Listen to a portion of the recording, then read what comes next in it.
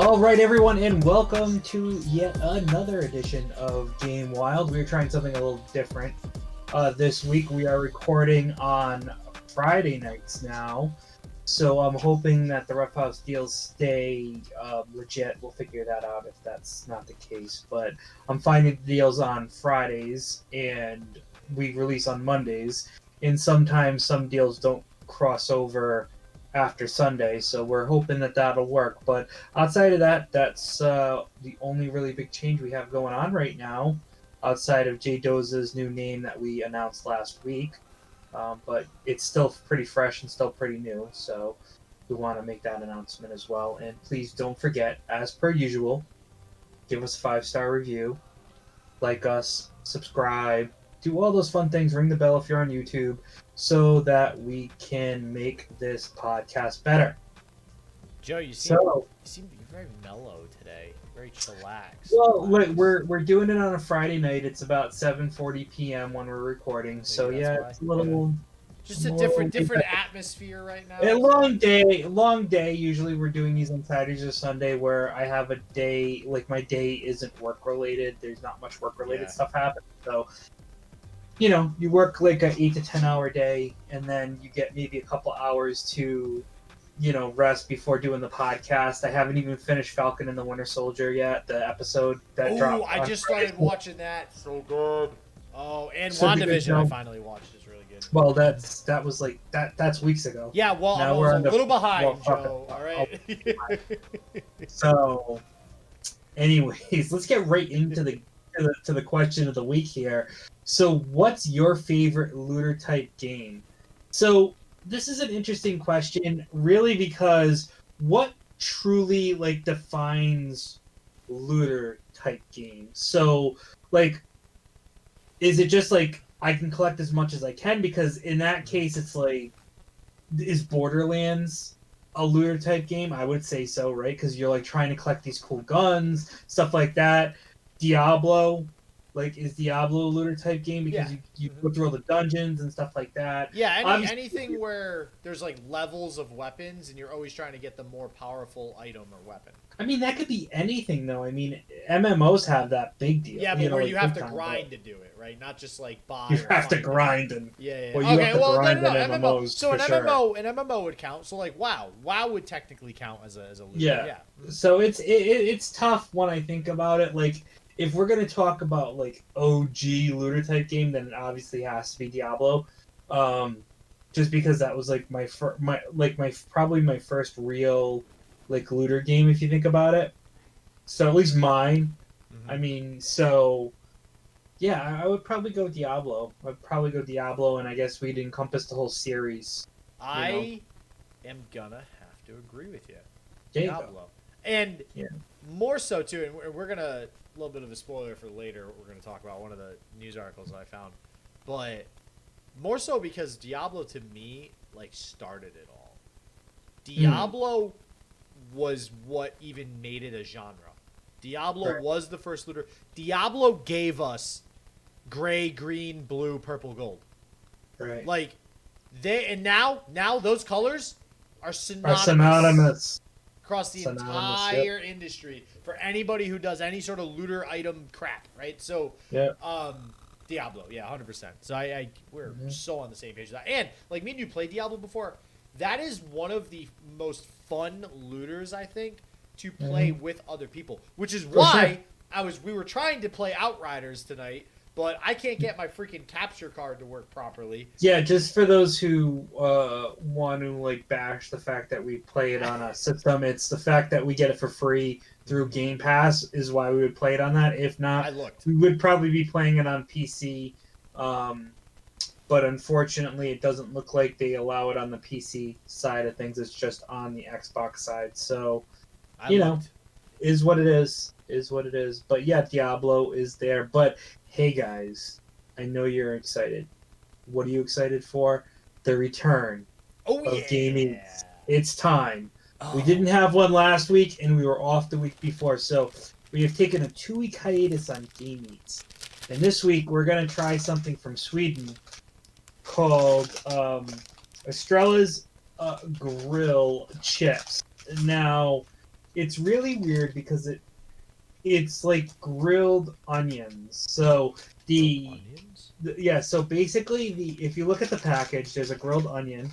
There's grilled onions on there. I don't know if you noticed that. Okay, no, well now that you're saying it, I assumed those were potatoes. Kind of, yeah. Yeah. So, perfect for every cookout, they say. These crispy, rigid potato chips are flavored with salt and onion powder and are made from our finest potatoes of Sweden, wherever those are.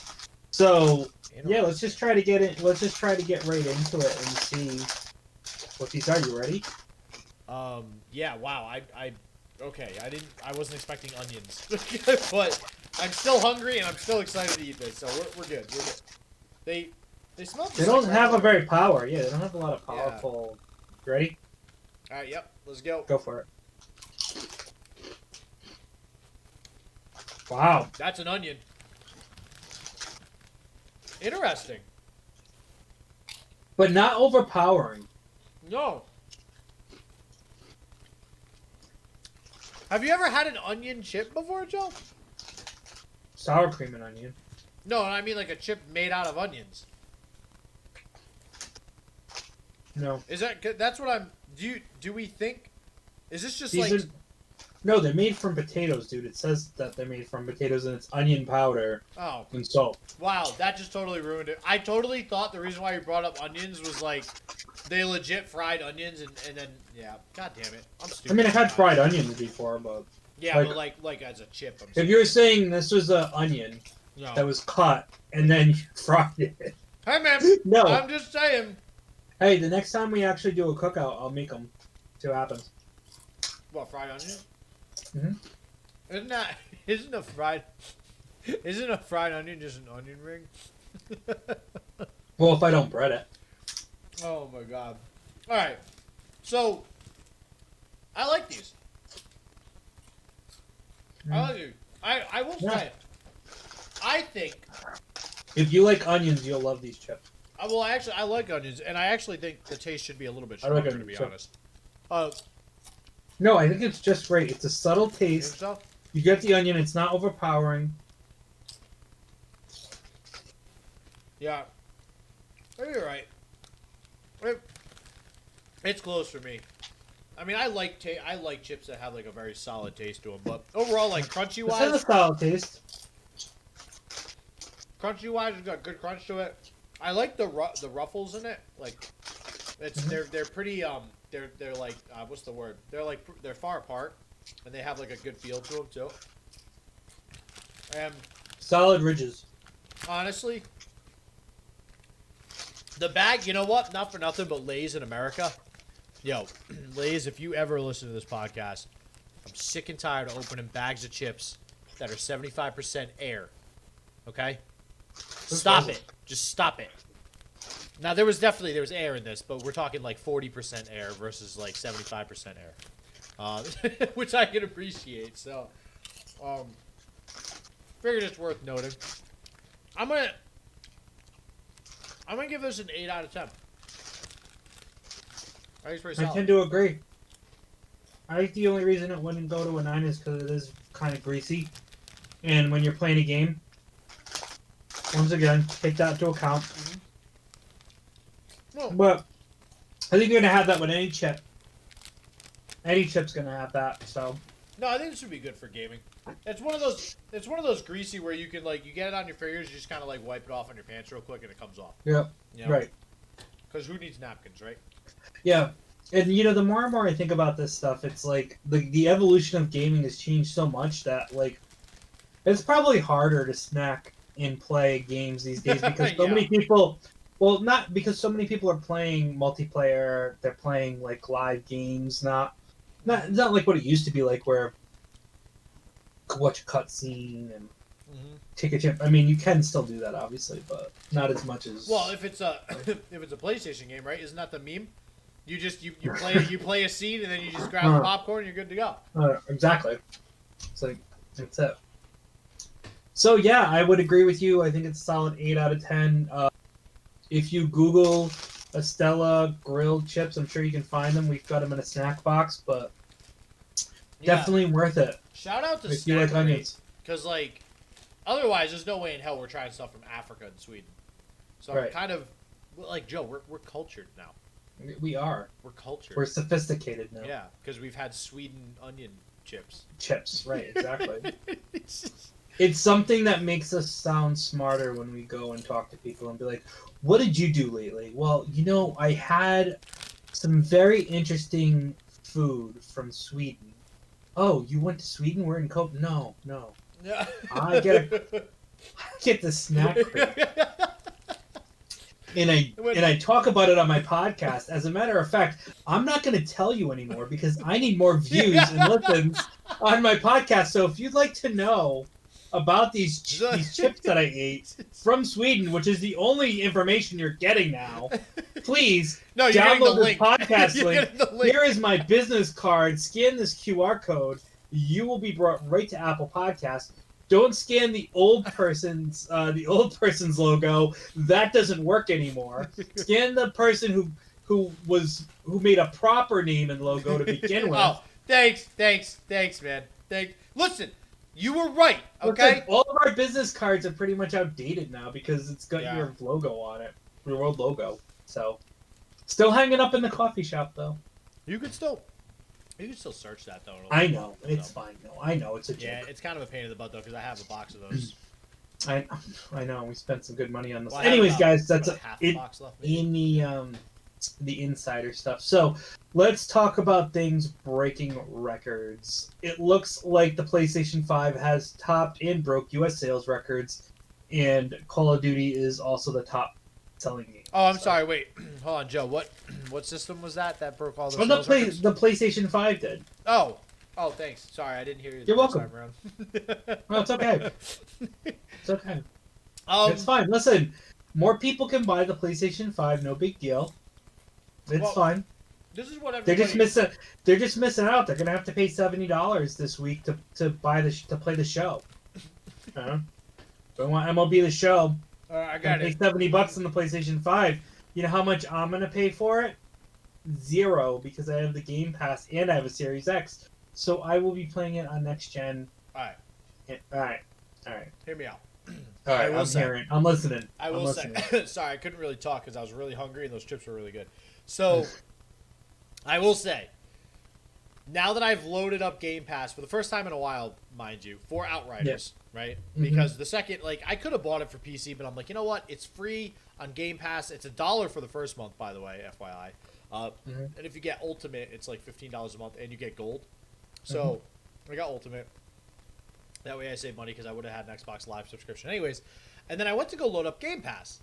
And first off, I will say, it was really difficult to find Outriders. Like, they need to make that shit easier. I don't know why they were trying to, bury it under a bunch of stuff. But anyways, there is a lot. As I was scrolling through that list, I was like, Halo? Gears? They have a search feature, too. I did, but it didn't come up. Oh, that was actually when I went on PC. Because it's not on PC. That was one thing. I actually texted Joe. I'm going to be really pissed off if they keep doing that with games where for some reason they're only available on one platform on Game Pass. It's freaking Microsoft, and you're telling me you didn't get it for PC? What kind of dumbass decision was that? Who said, no, we need to make money somewhere on this game, so we're not going to give it away for free on this platform? To me, that's... Well, it's a Square Enix game, so you got to blame Square Enix, because Square Enix is the one who gives the rights out for it to be on Game Pass. Yeah, but Microsoft has to pay upfront money to Sony to have it in the Game Pass for free. So they should just ask. They have to pay Square Enix. You mean? That's what I mean. So but Square Enix they may have, and Square Enix said no. We want to. We're more willing to do it on the Xbox and see what goes down on the PC. I don't know. I mean, we don't know the inner workings of the deals. No, but I imagine it was a business-related decision. They needed to make money. I get it. They're probably taking a loss on a lot of different games. There's probably, the idea of a loss leader is something that has always really interested me in business. And I imagine with Microsoft, with Game Pass, there are 10 to 20 games that are available on Game Pass that are strictly loss leaders that Microsoft doesn't own. Now, granted, 343 is owned by Microsoft. Halo, obviously you don't need to pay anybody really to have that for free on the store. But the games that are not owned by Microsoft, they probably pay way too much money to have them available in the store just so that people sign up for Game Pass, and that's where they make their money back. They don't make money having those games accessible. They make money by what those games being accessible do for the platform. And so back to my original point, yes, Game Pass is amazing. Game Pass is, when I loaded up that store, I was like, holy shit, I want to queue up like all these games. Like, and there's so many games on there that I wanted to play, which actually I kind of want to pull it up now. And well, like, you know, the other thing about Game Pass too is like, okay, you get bundles, you get stuff like perks. There's tons of perks for games like World of Warships, Smite, Rogue Company, Gems of War, Sea of Thieves, Path of Exile, Apex Legends, Spellbreaking, Phantasy Star Online 2. Phantasy Star Online I wanted. Yep. Yep. So Phantasy Star Online 2, you get April member pack, Tri-Boost, experience, coins, and more. Claimed by May 5th. Or May 4th, excuse me. So, like, there's, like, tons of stuff on here. So even, okay, listen, I'm not going to lie. Like, even navigating this right now, I'm trying to just get to the damn game library from the Microsoft Store on my computer, and it's so freaking difficult. All right, there we go. I made it. It's just, I don't know. It's the little things, right? But here's, when I queued it, Age of Empires 1, 2, and 3, all definitive edition, free. That's insane. Obviously, that's, you know, Microsoft owned, so that makes sense. So that was something that stuck out to me. Among Us, I guess, is free, so that is what it is. Crusader Kings is another game I liked. Ark Survival, or Survival Evolved. Monster Train would have been nice to know that ahead of time, but, you know. And here's the thing, too. Game Pass now, actually, we were just talking about this, Epic competing with Steam. Game Pass is probably going to start basically just competing directly with Epic and Steam. Well, I'm actually shocked that was on there. I didn't know that because I don't look at this enough. Yep, so we got... but I can't believe that Monster Train's on there. Slay the Spire. Slay the Spire is on here. Halo Wars, which actually I wanted to check that game out, so that's a good one. What else? These, geez, okay, never mind. Oh, Disgaea 4, which is a really good game. Gears Tactics. They have all the Gears games in general on, like, you know, regular Xbox. And that's the thing, though, right? Like, if I'm looking at this list right now, and it's strictly like PC games. It's, I don't know. I think they really need to get it to a point where they're just on both, no matter what. But well, some of them aren't made for both too. You got like for example, wow. Yeah. Forza. Some of them. Forza. Yeah. Forza is. I mean, again, that's always been a Microsoft exclusive, but yeah. I mean, I definitely give them credit. Like, this is a step in the right direction for the quality of games they have and the amount of AAA titles that they have. But unfortunately, this comes at a time. Like, if this came during the era of the 360, I think we'd be in a much better spot. Microsoft would be. It's not. It's coming now where Sony has way more games that are way better. I mean, unless Halo comes out and, like, blows everything up and does incredible, which I really want it to do because I love Halo, they have, like, nothing going for them. There's really no insanely good games. So back to PlayStation, which Joe so vehemently told us is the #1 selling console. It's not even just the #1 selling console, ladies and gentlemen.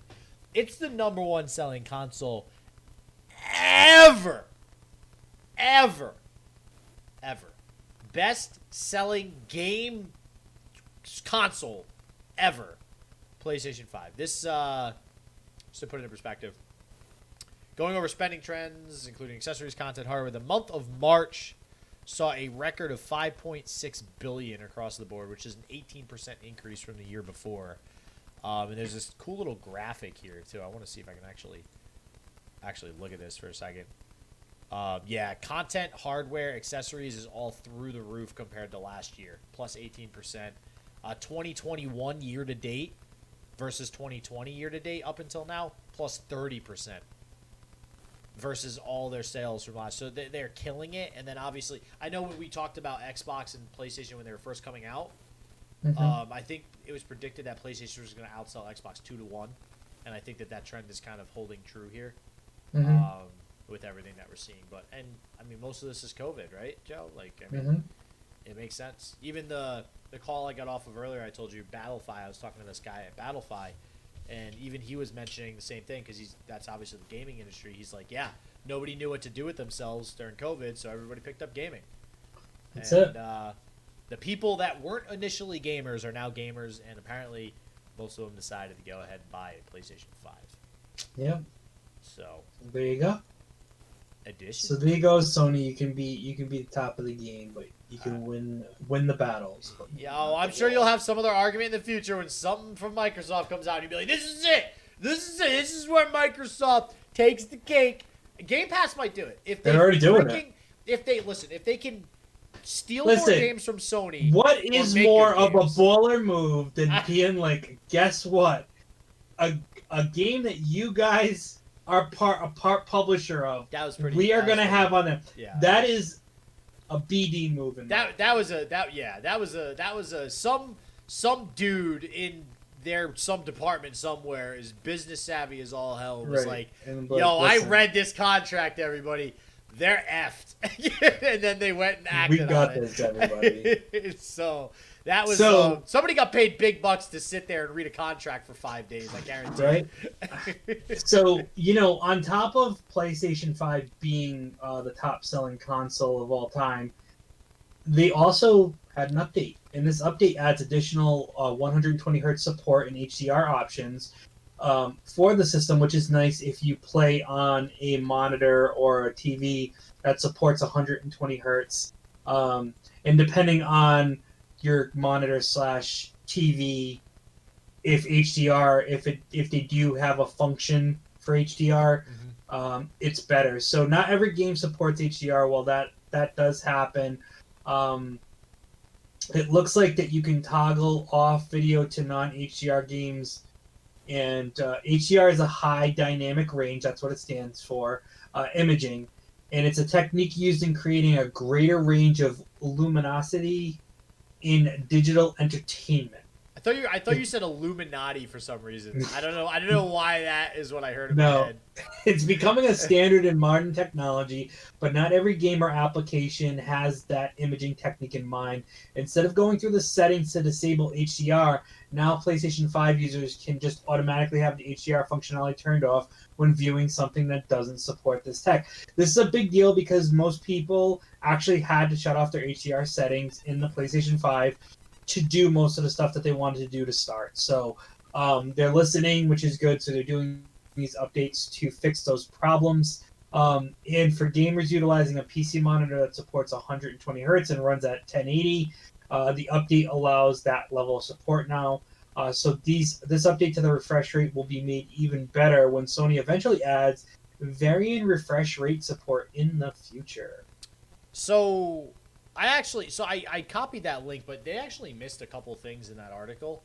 Because the reason I had grabbed that was because I had read something else on Twitter. And there's actually one really huge thing that I wanted to talk about. But first, I'll go over some of the other smaller things. The PlayStation app is just getting a little bit more functionality. It's going to allow users to join a multiplayer session on PS5, manage your console storage, etc., like trophy management, all that good stuff. Pre-download for game updates is also a part of the new update as well, which is enabled by developers.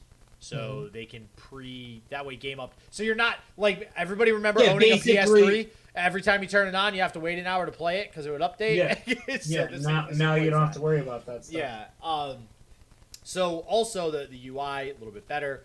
There was a request to join, which is going to appear on PS5 and PS4 when gameplay opportunities to play together appear. But it's going to appear as a shortcut to jump into games.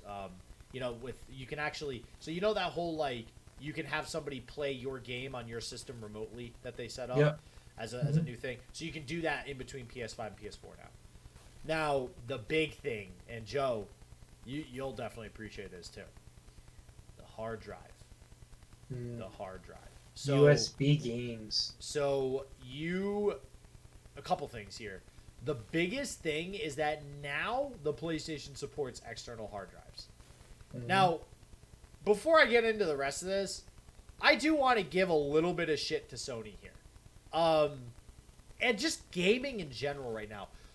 Why the Christ can we not make something in gaming that just works on day one?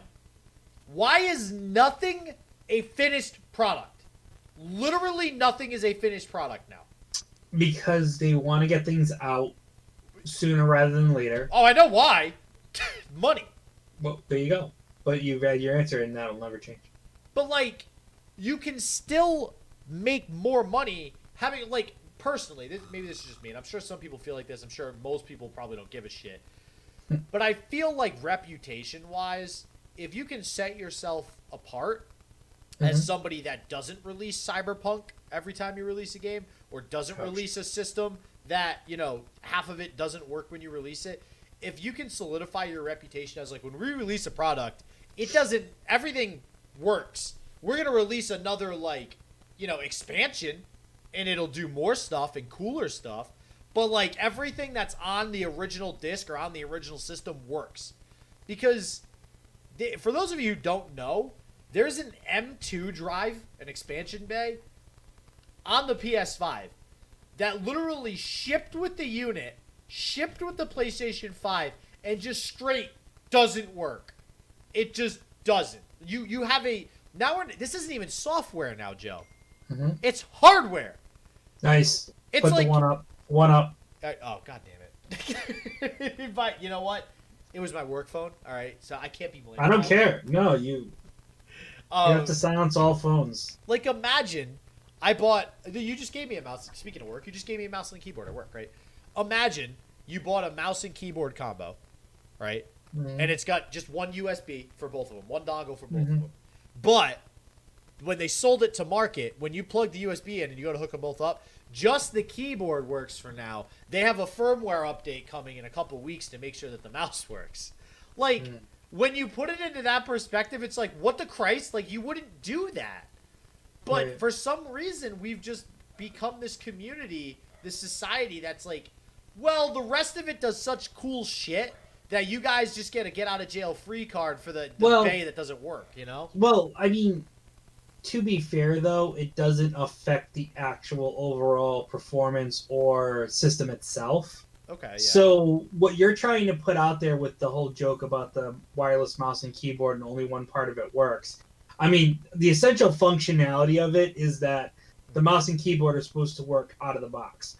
The essential functionality of the PlayStation 5 is that it's supposed to play video games out of the box, which it does. But you can operate a computer with just a keyboard.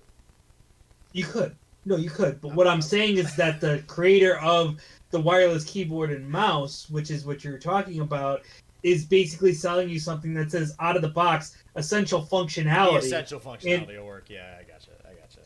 There's a difference between essential functionality and just able to use it and turn it on.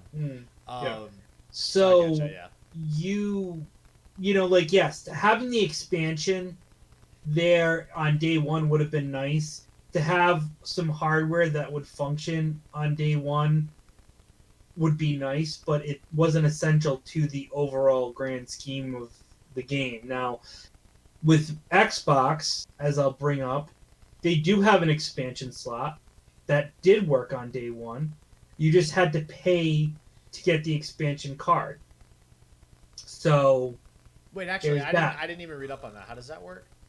So basically, if you want to expand your Xbox Series X hard drive, there's a secondary slot that you can put a specialty hard drive in, and that hard drive will expand your space. So you'll get two hard drives in the Xbox. Oh, now the like, reason, and the reason why they did that is because they did not want to denigrate performance.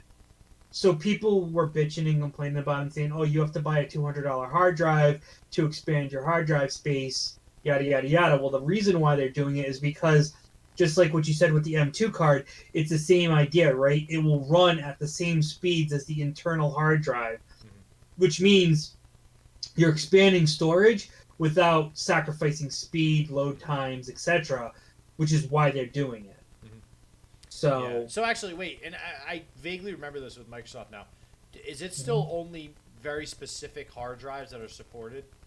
Yeah, there's only, I believe Seagate is the only one that makes the hard drive that will go into it right now. Are they changing that eventually? I don't know. I don't see why they wouldn't don't be have able the to answer do to it for. I'm sure at some point they will have something. So most likely Seagate probably has like an exclusive right to maybe the the first year or so, and then they'll have some more out there. So that's my guess. But I can't get on board with the fact of like when you make something, make it work 100% like that. I don't think that was necessarily the case with all this. You know. And I listen, and I say that understanding that it's definitely a little bit overboard, but I think what I'm getting at is the time that we're in is changing a lot. And when we look at 20 years ago when we released products, they worked when you bought them, unless there was they were 11 or whatever you want to call it. And now we're at a point where because this cloud thing that everybody talks about is a thing. People are like, well, everything's kind of just constant. Everything's just always on, always connected. The IoT, the Internet of Things, like everything is just constantly together and on and connected. So do we really even need to worry about completing a project? Or can we just, and this is where beta came in, right? Now you see game betas, they're out for extended periods of time, which like Legends of Runeterra is a perfect example. That game was in beta for a year. If you asked me, the game was just released for a year. Like, I was just playing it for a year, right?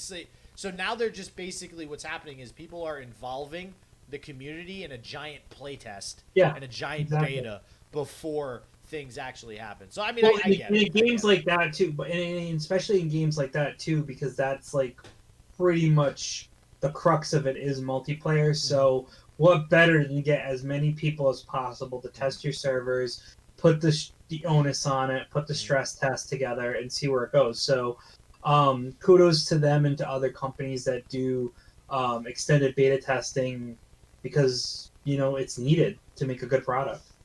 And just to clarify too with the hard drive, so people know, so the M2, which does not function, like Joe said, is meant to allow for extra storage space that operates similar to the SSD. The external hard drive, although it supports the functionality with anything up to 8 terabytes, by the way, that's the one crux right now.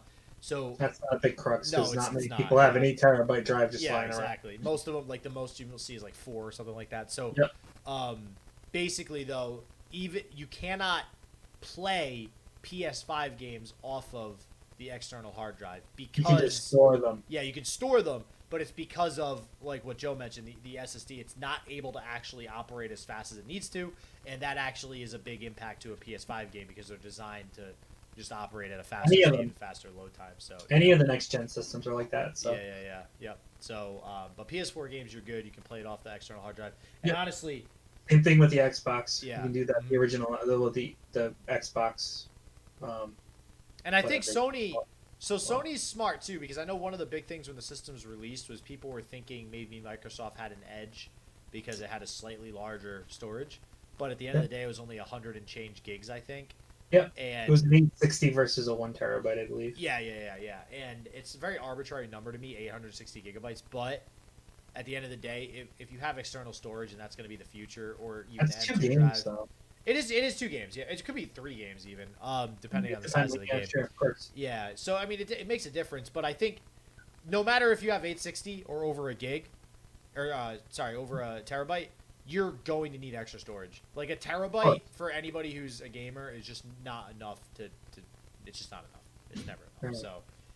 So going on to our next topic, which is what spurred the question of the week. Partly, obviously, Outriders had something to do with it as well. Why are looters so addictive? You want to kind of break that down a little bit? What you found this article where the creators of Diablo speak on why they believe loot games are so addictive, and obviously them being the pinnacle of loot games. What was it that made them go, yeah, man, I want to just keep grinding for that gold? So I mentioned it earlier, and you can see it at the top of this article too, Joe. The gray, green, blue, purple, gold, which is something that Diablo has coined. So essentially what happened was they had interviewed a Diablo rep on why is Diablo about the loot? Like, why did they make it about the loot? And just some of well, I'll read you a couple snippets so you guys can get an idea of the interview, and then we'll go from there. So you guys can get a sense of where their thoughts were at, because I'm not going to be able to like voice it nearly as good as what they're just saying here. So, one of the enduring elements. This is the guy asking the question, Nathan. One of the enduring elements of what you design throughout the whole industry at this point is the color coding system. The way, which we just talked about, the way that you kind of graded items. When in development did that come along?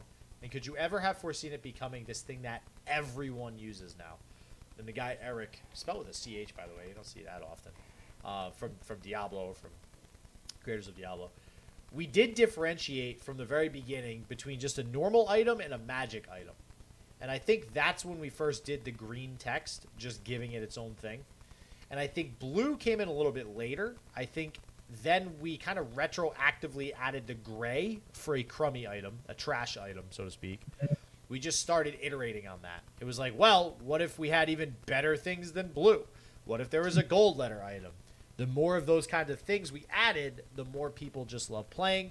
We knew we were on the right track with that kind of stuff. Another thing was sound. Especially if you kind of got lucky, a ring would fall on the ground. Rings were, I remember that, man, I just got chills thinking about the ring hitting the ground. Rings were fairly rare in Diablo 1, which is true. Due to our bad old tech and figuring out what we were even doing, I love that. That's honesty to a fault. It was hard to even see the ring on the ground, but you'd hear it. So the sound kind of became emblematic of something cool has dropped. I've got to scour for it. And then he talks about it leading to the identify scrolls and all this other stuff. And when I think back to those games, and like, yeah, like I even just reading that statement about the ring, that me thinking about that sound, I can recreate that sound in my head, right? Because I've heard it a trillion times. And I get nothing but good nostalgic thoughts from my childhood, sitting in front of some shitty old school tube computer that running Windows 95 or whatever, playing Diablo. And actually, was it out by then? It'd probably be Windows 98 I played Diablo on. Windows 98, playing Diablo. And just like, when it's those triggers, right? It's those it's like anything else that you're addictive to, that's addictive, right? Like, I don't want to use like a drug addict for an example, or like let's use alcohol. Everybody can get on board with alcohol, right? Like everybody's probably drank at some point, and whether you're hopefully not an actual alcoholic, if you're listening to this, listen, I've had some rough college years. I'm not gonna lie, but you know, if you've had a drink before, you understand the whole idea behind, like, you know what it felt like while you were drinking. You had fun, right? And when you think about that again, you're like, oh man, maybe I could have some more fun if I had another drink. That's at its basic level. I know there's a lot more than that, but so it's the same thing where you play Diablo 1, and I feel like you look at those colors and you're like, man, I only ever got like 4 gold items. Like I got those 4 legendary items. So when Diablo 2 comes out, you're like, man, I want to get those 4 gold items again, because like I felt really good when those finally dropped. And you get that one, this is where you start getting into like science and psychology and stuff. That one big rush of like serotonin and norepinephrine and epinephrine and stuff like that. And just from that one sound, just from the ring dropping, just from you using the identify scroll on the item or whatever. And now when I'm thinking back on it, reading this article, I'm like, yeah, man, like that was fun. Well, you know, it's kind of like a minor form of gambling, too, if you think about it, right? Because you're hoping for something to drop. And just like in gambling, there are percentage chances of what's going to happen. And obviously, the higher percentage chance of it happening, the less good it is in some respect, right? So, you know, that legendary item, especially if you're talking about a boss, right? And this is where grinding comes into play. If there's a boss that drops a legendary item, let's say most of the time, a boss's legendary item drop is like, but in most cases, it's less than like 3 to 4%. You know what I mean? Like that it's going to happen. So think about that. That means 3 to 4 times out of 100 will this item drop if you fight this boss. So it's one of those things where when you're doing it too, you're doing it for the rush of trying to get that item, which is kind of what people do with gambling as well. The rush of having that success and hitting hard. Like, to be honest with you, just to give you an example, like, this is definitely gambling. It's a meme stock. It's a meme thing. Dogecoin. Dogecoin. Right? Or what's the new one that just happened? Well, I don't know, but but this makes sense, right? I bought it at 5 cents. Okay, yeah. I still own it. I have over 200 shares. Yeah. At 5 cents, which is roughly just about $12, I think. 200 shares. But that's a lot off of 5 cents, man. It's at 30. It's currently running at, let's see, hold on. I'm actually gonna pull it up live. And this is obviously on Friday. I'm looking 37 cents. Okay. I bought it at 5 on average because I bought some at 4 cents and I bought some at 6 cents. So it averaged around 5 cents a share. So currently, as we speak, I have invested. Chainlink is the other one I'm thinking of. Chainlink has been going up lately. I invested I've made over $69 so far. I was waiting for you to be like 60,000, and then I was gonna ask to go on vacation with you. On $12. Yeah. No. I kind of wish. I kind of wish I did. But that's the thing. In retrospect, you never know, right? So. But you don't. Like, if I were to put $1,000 of 5 cents in, yeah, I'd probably be like balling right now. Yeah. You'd be buying probably more baseball and football cards because you're addicted to that right now. So. Yes, sir. I love that you used gambling as an example, though. But it's true. Well, you ready for your mind to get blown? Oh boy, let's do it. Mind to get blown? I thought of this. I'm really proud of this thought because I think it's spot on. Personally, I'm probably an idiot, but whatever. Yeah, well, we'll find. So I would argue that yes, well, I agree that it is like gambling. I'd argue it's a worse version of gambling, and here's why. What are you gambling when you play Diablo and you try to get those legendary items? What are you gambling? Like, when you go to gamble, you use your money and you gamble. What are you using? Time. And what is the most valuable asset in life, Joe? It's time. So I would argue that sort of gambling is, I don't want to say worse because that gives it like a negative connotation, but I would argue that is a much more important version of gambling, which is why you probably get that much more of a serotonin rush, and like, because you invested 10 hours of your time grinding to get to this boss, and you got that shiny gold legendary with the little ding where that drops on the ground, and you feel like the shit because you just accomplished something. That's a hell of a lot of cows to slaughter for sure. Cow level, baby. It exists. It exists. For all you like Zoomers out there that don't know what the hell that is, it exists. Rainbow Bridge. Rainbow Bridge. Yeah. All right. So with that being said, let's talk about Outriders real quick. So SJW and I went through the prologue and kind of played a little bit of the beginning. We were going to stream it on Friday night, but we're having some technical difficulties, so we're going to figure that out and maybe stream it over the weekend. But yeah, so far I am interested. You know, there's 4 different class types it looked like, right? 4 or 5. I decided to be a Technomancer, which is a support / ranged.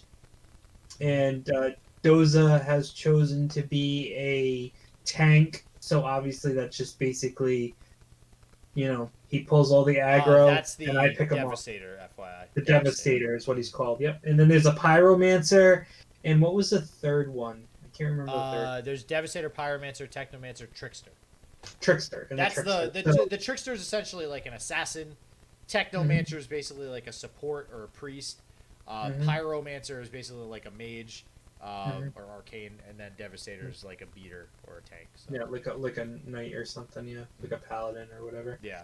So yeah, so far I'm like super interested in playing it a little bit more and trying it out and kind of going through the motions and seeing what the level of like character building there is, because I think that's really what's kind of important. Did you not explore the menu yet? Not really. No, I just. Oh my dude, this is one of the reasons why I love it already.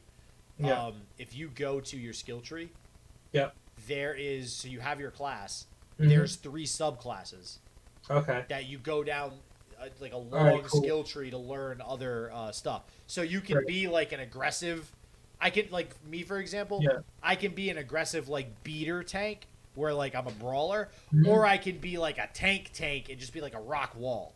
Right. Right, and just take as much damage as you possibly can. Yep. Yeah. So there's a lot of different ways to build your characters, and thus far, anyways. And again, keep in mind, I mean, we've only played the prologue. So maybe an basics. hour Yeah, and a half, hour 2 and a half. hours. But even in just like the first hour, yep, it's easiest way to put it: Destiny plus Diablo equals baby, and this is Outriders.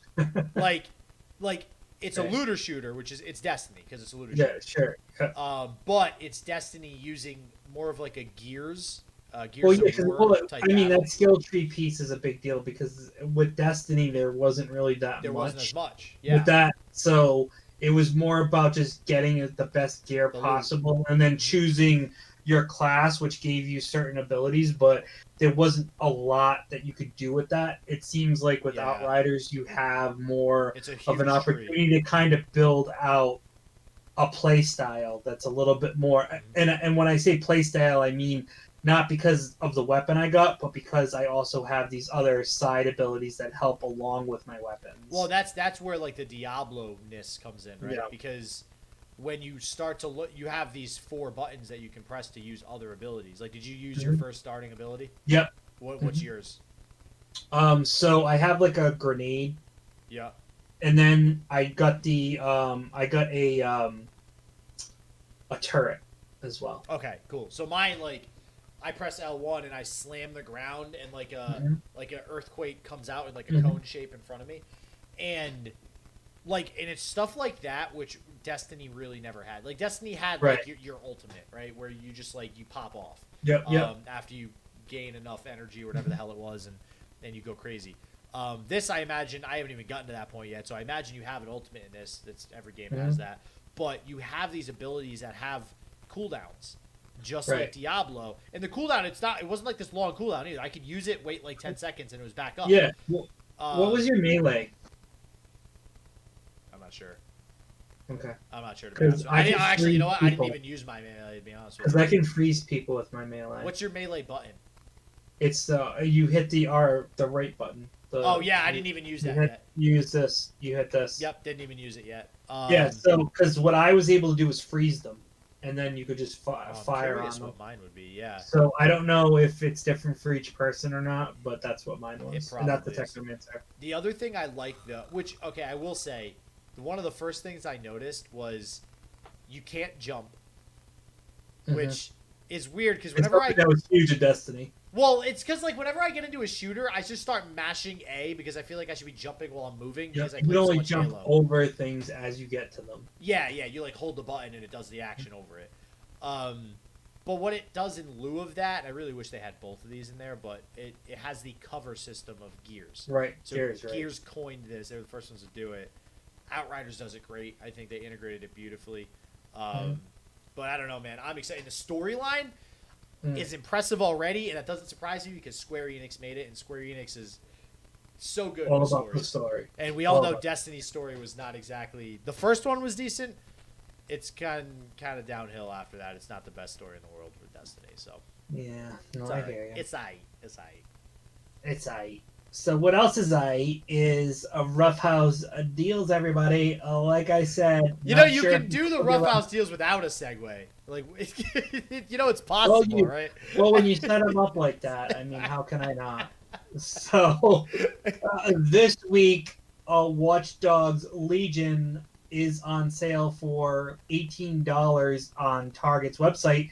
But you can also, I should say it's on sale for $20 on Target's website right now. However, if you have the Target Circle account, you get 10% off, which means that after the Target Circle offer, it's $17.99.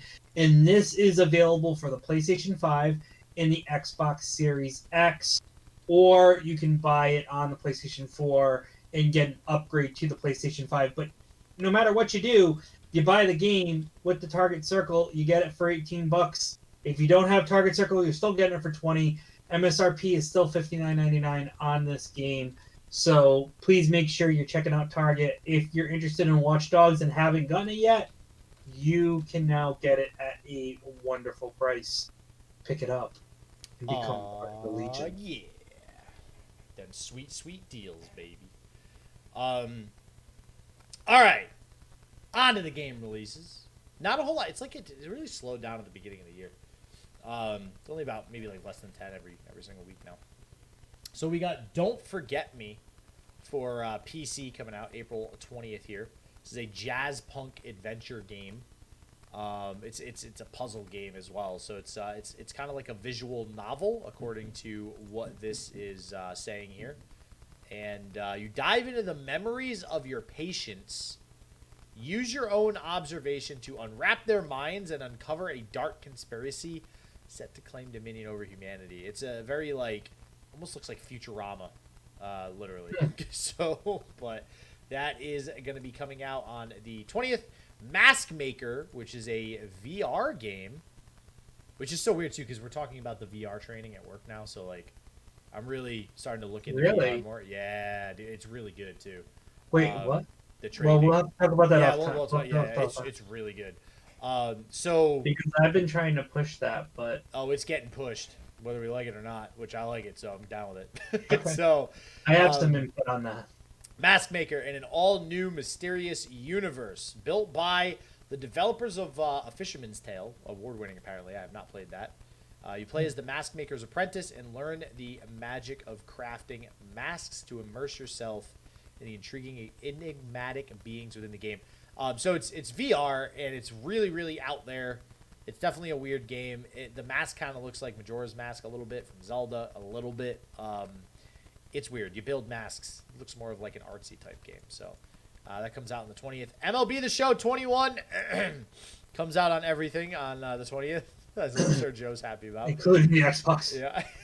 World Splitter for PC on the 21st here. So World Splitter is another puzzle game. It's a 2D puzzle game, and it's a platformer. It's not much to say here. It's a side scroller. It's 2D puzzle. You do it's just another 2D platformer puzzle game. It just changes the world. There's a lot of these. I don't understand why these are so popular all of a sudden. I see people always just making new ones, playing new ones. Nostalgia. I guess, yeah, right. I guess Mario did it right, so everybody's just gonna redo Mario, right? There is a pretty cool thing happening in it where like it's splitting the screen in 4 different ways, and when it rotates, it changes things. Yeah, that's the point of it. That's kind of the kicker there to make it different. Buildings Have Feelings 2 for PC, PS4, Xbox One, and Switch on the 22nd. Do they? Do buildings have feelings too, Joe? Well, from here it looks like they do. City management puzzle game. This is another weird looking thing.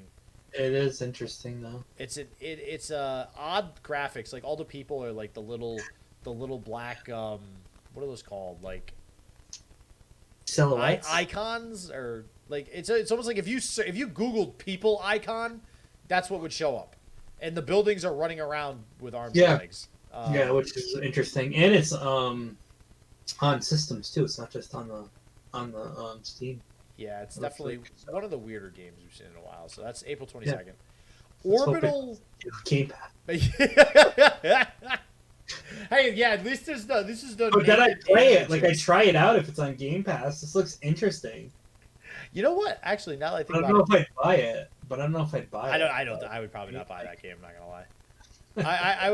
What I will say is, it's been quite some time, Joe, since we have had a half-naked anime girl on the cover of a game. Do we have it? No. I'm just saying. It just popped into my head because I'm like, this is one of the weirdest games we've seen in a while. But then I thought back to all those. I was waiting for your next game because the next game looked like it would have been, and I'm like, oh my gosh, are we going to be able to put another gotcha picture up on our YouTube channel? Gotcha, gasm.